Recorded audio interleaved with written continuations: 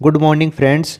आज है 10 मार्च और बात करने वाले हैं 10 मार्च 2019 से रिलेटेड जो मोस्ट इंपॉर्टेंट करंट अफेयर्स बने हैं उन सभी के बारे में अपन इस वीडियो में बात करेंगे। सारे क्वेश्चन आपके एग्जाम के पॉइंट ऑफ व्यू से इंपॉर्टेंट हैं, इसलिए वीडियो को लास्ट तक जरूर देखना। हर एक क्वेश्चन को अपन डायग्राम के माध्यम से समझेंगे ताकि आने वाले समय में आपको वो क्वेश्चन है वो आसानी से याद रहेंगे।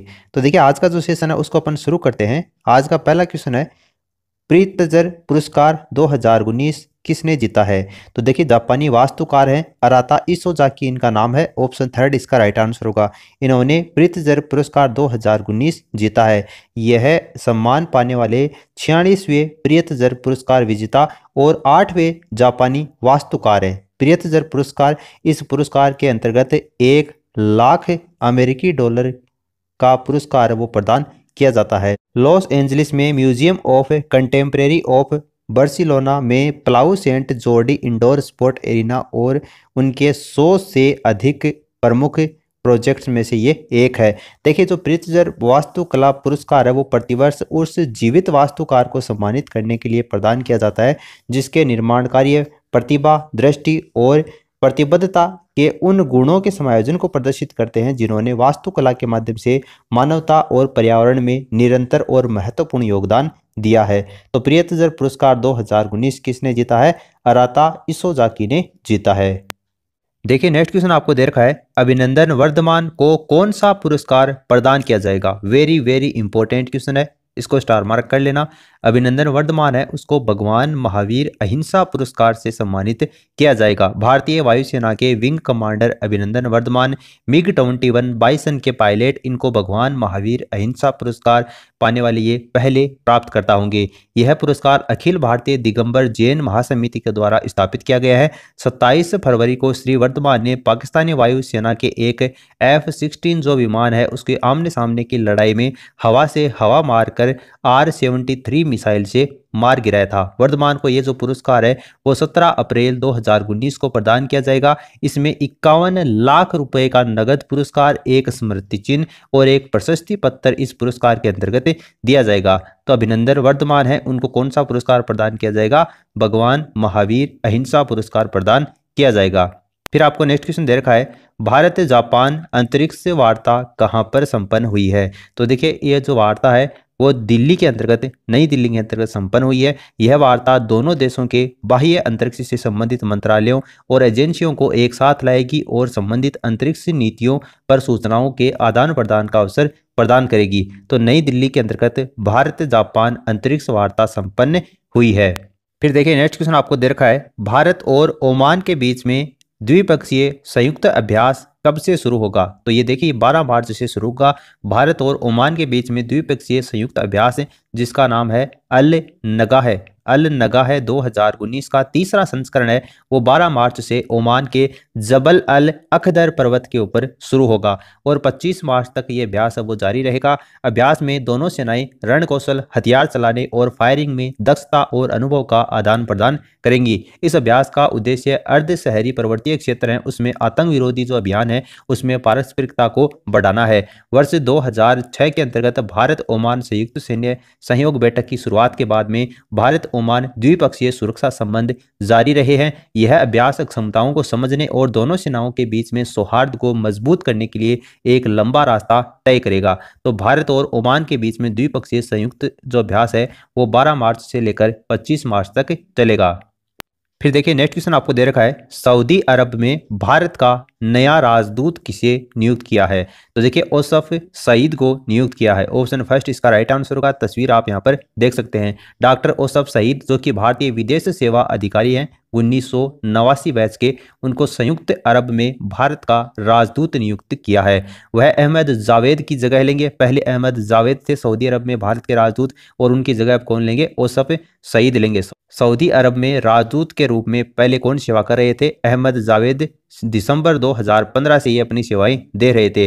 वर्तमान में जो डॉक्टर ओसफ सईद हैं वो सेशेल्स गणराज्य में भारत के उच्चायुक्त हैं। एक राजदूत को आमतौर पर एक अन्य राष्ट्र में उनकी जो अपनी सरकार है उसके स्थानीय प्रतिनिधि के रूप में अधिकृत किया जाता है जो एक विशेष और प्राय अस्थायी राजनयिक कार्य के लिए नियुक्त होते हैं। तो सऊदी अरब के अंतर्गत भारत का नया राजदूत किसे नियुक्त किया है? ओसफ सईद को नियुक्त किया है। फिर देखिए नेक्स्ट क्वेश्चन दे रखा है, यूएनडीपी ने किसे सद्भावना राजदूत नियुक्त किया है। तो देखिए यूएनडीपी का मतलब क्या होता है, पहले वो देख लीजिए। यूएनडीपी का मतलब होता है संयुक्त राष्ट्र विकास कार्यक्रम। तो संयुक्त राष्ट्र विकास कार्यक्रम ने सद्भावना राजदूत के रूप में किसे नियुक्त किया है। तो देखिए पद में लक्ष्मी को नियुक्त किया है। संयुक्त राष्ट्र विकास कार्यक्रम में भारतीय अमेरिकी टेलीविजन कलाकार हैं और खाद्य विशेषज्ञ जो पद में लक्ष्मी है उसको सद्भावना राजदूत के रूप में नियुक्त किया है। नवीनतम सद्भावना राजदूत दुनिया भर में असमानता और भेदभाव के खिलाफ एजेंसी की लड़ाई का समर्थन करते हैं। सुश्री लक्ष्मी ब्रावो टेलीविजन की एमी पुरस्कार विजेता श्रृंखला टॉप शेफ की और जज और होस्ट के साथ साथ में कार्यकारी निर्माता भी रही हैं। अन्य संयुक्त राष्ट्र एजेंसियों के साथ में संयुक्त राष्ट्र विकास कार्यक्रम ने प्रतिष्ठित व्यक्तियों के सद्भावना राजदूत और न्यायकर्ता के रूप में लंबे समय से स्वैच्छिक सेवाएं और सहयोग प्राप्त किया है, ताकि हमारे ग्रह और इससे लोगों को प्रभावित करने वाले जो महत्वपूर्ण मुद्दे हैं उसके ऊपर प्रकाश डाला जा सके। तो यूएनडीपी ने सद्भावना राजदूत के रूप में पद्म लक्ष्मी को नियुक्त किया है। फिर आपको नेक्स्ट क्वेश्चन दे रखा है, मिजोरम के राज्यपाल जिन्होंने अपने पद से इस्तीफा दे दिया है। तो देखिए इनका नाम है कुम्मनम राजशेखरन। ऑप्शन जो फर्स्ट आप देख रहे हैं यही इसका राइट आंसर होगा। राष्ट्रपति जो रामनाथ कोविंद है उन्होंने राजशेखरन का इस्तीफा स्वीकार कर लिया है। श्री राजशेखरन ने अपने राजनीतिक जीवन की शुरुआत की बात करें तो 1970 के अंतर्गत केरल राज्य में राष्ट्रीय स्वयंसेवक संघ और संघ परिवार के एक कार्यकर्ता के रूप में इन्होंने अपना राजनीतिक जीवन है उसकी शुरुआत की थी। एक राज्यपाल ज्यादातर मामलों में एक सरकार की गैर संप्रभु या उपराष्ट्रीय स्तर की जो कार्यकारी शाखा है उसको नियंत्रित करने वाला एक लोक अधिकारी होता है जो राष्ट्राध्यक्ष के अधीन होता है। तो कुम्मनम राजशेखरन है जो मिजोरम के राज्यपाल जिन्होंने अपने पद से इस्तीफा दे दिया है।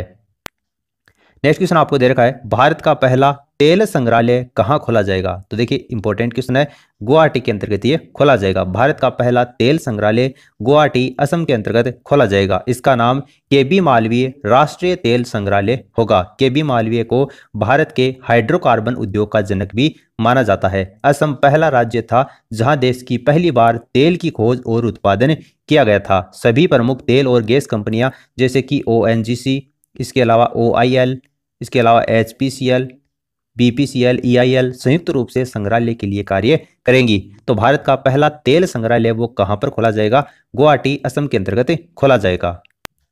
फिर आपको नेक्स्ट क्वेश्चन दे रखा है, मध्य प्रदेश के आदिवासी जिलों में कौन सी प्राचीन भाषा सिखाई जाएगी। तो देखिए उसका नाम है गोंडी। मध्य प्रदेश के जो मुख्यमंत्री हैं कमलनाथ इनका नाम है।